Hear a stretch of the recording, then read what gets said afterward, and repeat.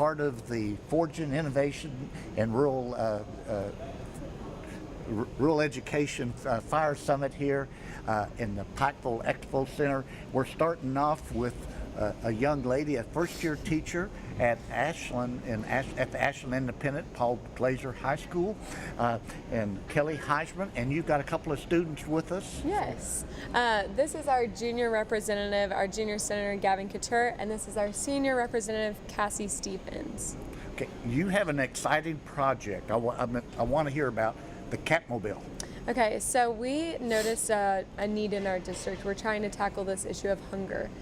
We have 12% of our students last year who are identified as homeless. 60% of our students are eligible for free and reduced meals through the USDA.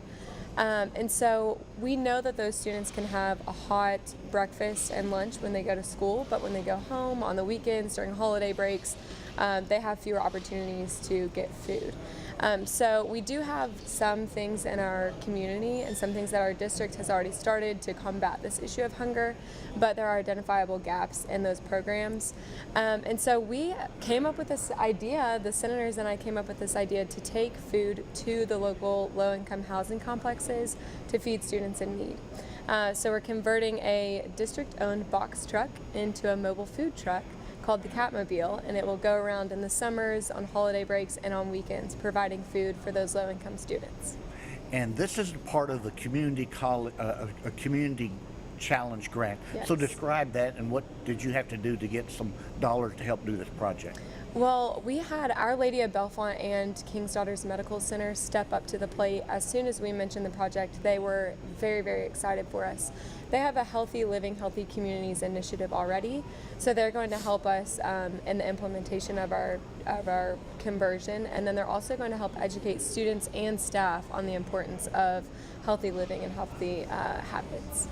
Well, you know, the future is bright in Eastern Kentucky because of great teachers like yourself and the new leaders in our region. So as members of the students, tell us a little bit about why you think this project is important.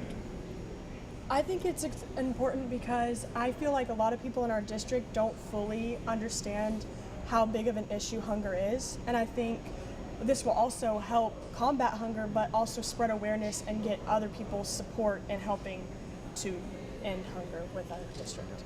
I couldn't agree more with what she said. While the hunger is the issue, raising awareness is the only way we're going to be able to stop the issue before it can spread any bigger.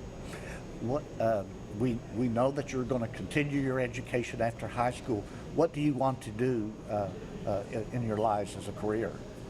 I'd like to be a large animal vet, so take care of horses and cows, stuff like that. I want to go to design school, so the food truck is really actually helping me, and I'm very good at making sure the interior is going to get designed well. Okay. So tell us a little bit more. Why have you gone into education? I went to college at the University of Louisville, and I had the experience of working with immigrants and refugees. I worked at a center for immigration and helped in their after-school program, and I realized that education is the way to a better future.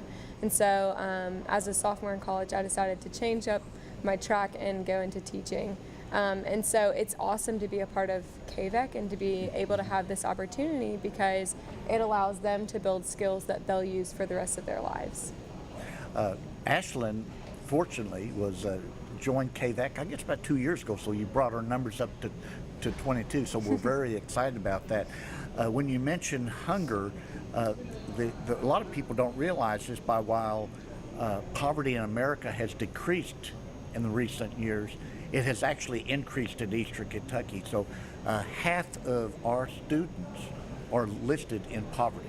Yeah. And so that presents special challenges for those families as well as, you know, teachers working with our students. It does, and industrial businesses that once pumped life into Ashland's community are now having to close their doors or downsize.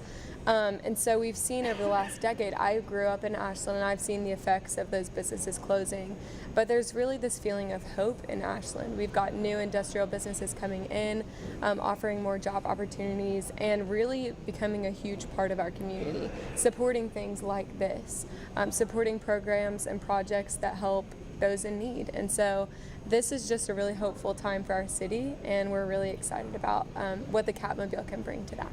Okay, good.